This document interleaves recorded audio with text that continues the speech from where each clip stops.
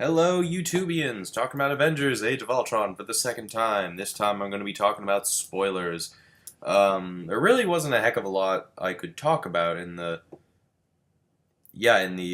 regular review. So yeah, here I am talking about spoilers. Let's start off with the most important things, and this is one thing I did forgot about: the Hulk and Iron Man fight. Now, holy shit, that was awesome. Kind of wish it was a little longer though. It only clocks in at about just over 4 minutes. Um, Now, of course, I don't want to see like a 20-minute version of the fight, but the fact that it was built up so much. I mean, Kevin Feige said, "Oh, it was 2 years in the making," or something, and that it was in every single trailer. I don't know. I kind of expected a little more. The fight itself was still like awesome and really kind of it has you laughing. He's punching, and going, "Go to sleep, go to sleep, go to sleep, go to sleep, go to sleep, go to sleep," and then when he slams an elevator and Hulk spits a tooth out, and Tony's just like, "I'm sorry."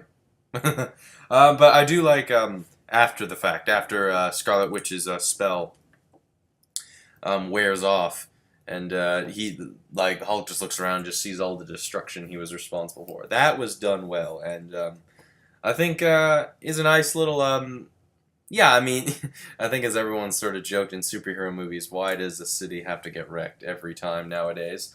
But I do like that it was, yeah, the city's getting wrecked, but it's not like, hey, they're trying to help people in the way. There's some good bits, particularly during that fight and during the whole final event in Sokovia. Though I do question, did everyone make it out alive? Let's talk about characters for a minute. Talk about you know who last. Let's talk about Scarlet Witch because yeah, you can really tell Joss Whedon's in love with her in a way. He said that Scarlet Witch and Quicksilver were two of his favorite characters when he was, growing up reading comics. And Scarlet Witch really does, like, she takes center stage here. More so than Quicksilver, which, yeah, is a bit of a gripe on my part, is that, um, and that Quicksilver doesn't really have too much to do. He's a good character. He certainly has, development and personality, but he's not given too much to do. He's really just, she's the brains, he's the muscle, really, type thing. Though I do think her powers are probably more powerful than his ever are. I mean, he just has the super speed and the smart ass attitude about it. But yeah, but him dying was. Yeah, he was a good death, but it was just like really after all that, and Joss Whedon saying that, hey, death will be a big theme in this film. I don't know. I kind of expected someone more significant to die. I don't know. I keep thinking Nick Fury's gonna die. Eventually, it'll happen. What else is there? Hawkeye really does steal the show. Like you get his entire backstory here. He's got some family. Like he's got two kids, the third on the way, and he said he didn't want his family in any files of him on Shield or whatever. And that he just wanted to keep them safe at all costs. Which I was interested. That's interesting, I must say. And he does have some of the best lines. Scarlet Witch is trying to mind control him. He's just like puts a stun arrow in her face, and it's just like, yeah, I tried the whole mind control thing, didn't like it. He's got a few sort of dry humor-esque bits, like it's like they're in the final fight in Sokovia. Quicksilver gets Scarlet Witch out of there. He's just like, yeah, no one will miss me, the bow and arrow guy, and why do I bother? There is that great bit though between him and Scarlet Witch when Scarlet Witch is she's just losing her mind. Really, she's scared, and then Hawkeye's just like, look, you step out, you're an Avenger. I'm not here to babysit or anything, but look, we're fighting an army of robots, and I have a bow and arrow. Nothing really makes sense. Who cares what any of us did or will do? Let's just focus on what's happening now. I thought that was a great bit for the two of them, really. Those are the two characters I think that really shine. But the one character that really does, defines this movie is, of course, Vision. Let's get this out of the way. When Vision lifts Thor's hammer, the entire audience went,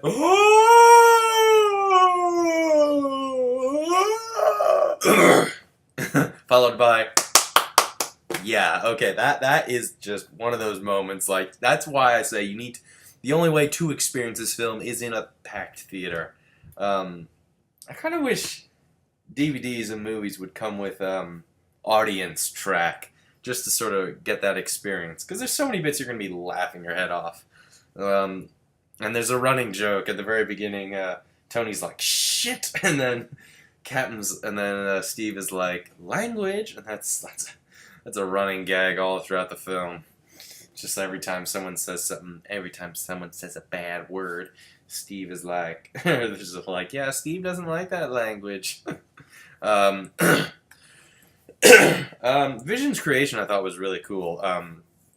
Ultron creates the Vision body using the mind gem, and Dr. Helen chose nano tissue technology mixed with vibranium to basically make the body.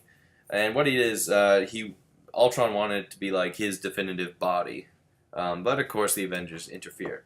But I do like this throughout the film. There's a sort of theme of like trust and sort of the dynamic of the team is almost falling apart within itself. Because, Tony built Ultron without telling anyone, especially Thor, considering he based Ultron's entire artificial intelligence off, Loki's staff. Of course, that's going to piss off Thor, out of all people. But then when Tony decides, hey, why don't we stick Jarvis into Vision, it's just like, and this was interesting. Just before, Banner, Hawkeye, and Tony are all working on Vision, trying to get Jarvis into there, and then Captain Scarlet Witch and Quicksilver all show up, and it's just like, it's a nice little fight, but mostly it's Captain America and Iron Man fighting.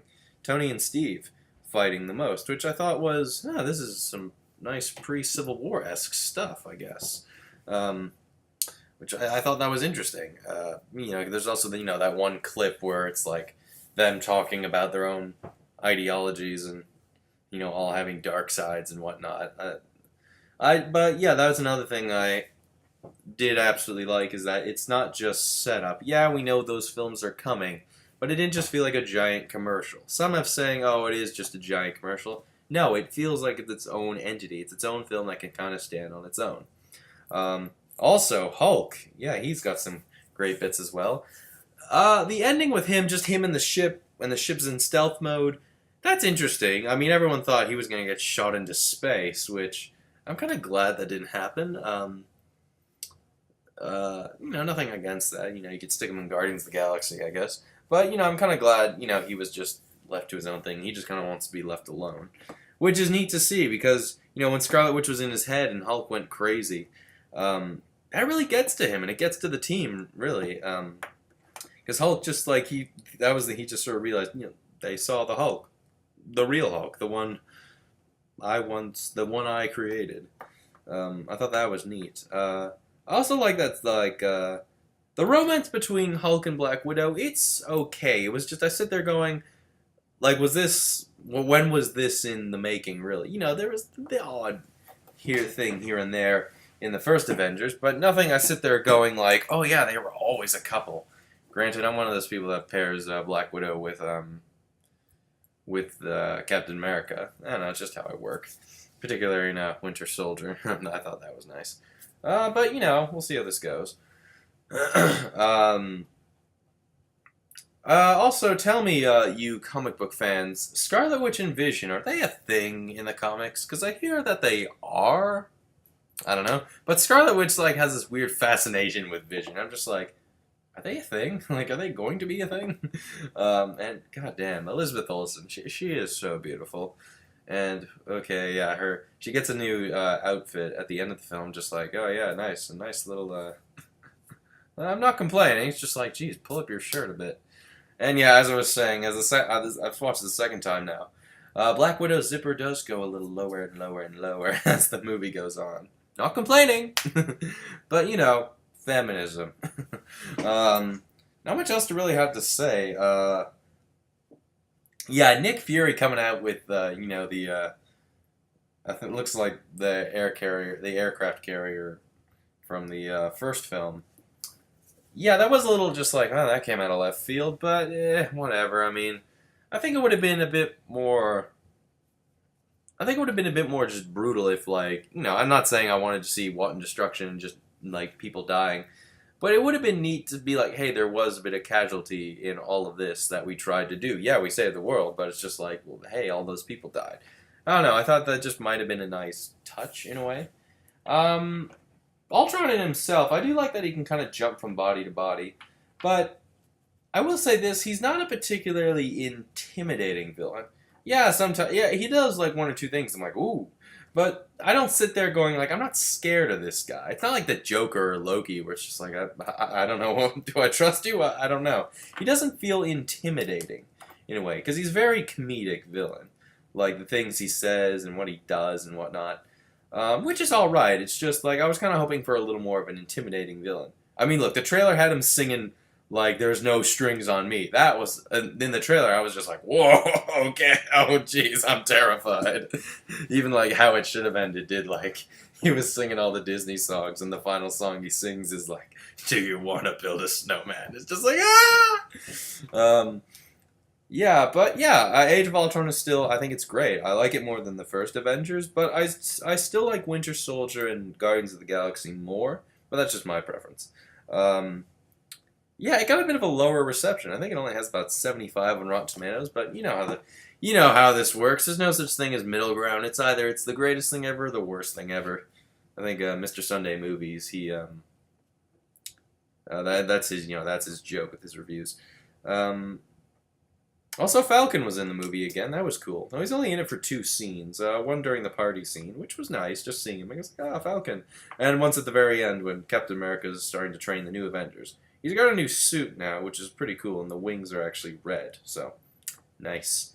And Andy Serkis as Ulysses Claw. He's not called Ulysses Claw, but, he said that he is Ulysses Claw, and he is in Wakanda, whatever it's called. So yeah, that led me thinking, oh, Black Panther's going to be in the movie. Oh, no, he's not. Whatever. Captain Marvel was also supposed to be in the movie, but he wasn't. And yeah, there was a lot of things that apparently were, like, supposed to be in, were cut, or just ideas thrown around. Apparently, Abomination from the Incredible Hulk movie from 2008 was supposed to be in the movie. The actor even said that he was called back saying, hey, yeah, you want to reprise your role or something? There's a lot of things I'm kind of curious. Like, what happened on the cutting room floor exactly of this movie? Because I'm really curious about that alternate ending. Maybe everyone in Sokovia died or whatever. Maybe that's the alternate ending. I don't know. But it didn't. Some saying it felt a bit like a rehash. I don't think so. It definitely felt different, and I do like that all the Avengers decide to kind of go their separate ways. Though I still was looking for an explanation. It's like, why does Tony Stark have his armors again? Like, didn't he blow them all up? But they kind of mentioned that, hey, they've been kind of taking down Hydra bases for a while now, so I guess you could say he just built some more. I do like the new one he uses in the final fight. That was cool. And yeah, the Hulk Buster is just a work of art. Not much else to have to really say. Age of Ultron, I think, is still great. Joss Whedon did a good job, and we'll see how the Russo brothers take over in Infinity War. Also, the post-credit scene. Yeah, we see Thanos. He gets the Infinity Gauntlet. He's like, fine, I'll do it myself. Yeah, explanation, please. Does he know everything that's happening on Earth? And if that's the case, why doesn't he just show up and do it himself? Whatever. And when was Ultron and Thanos in cahoots with one another? Whatever, nitpicking.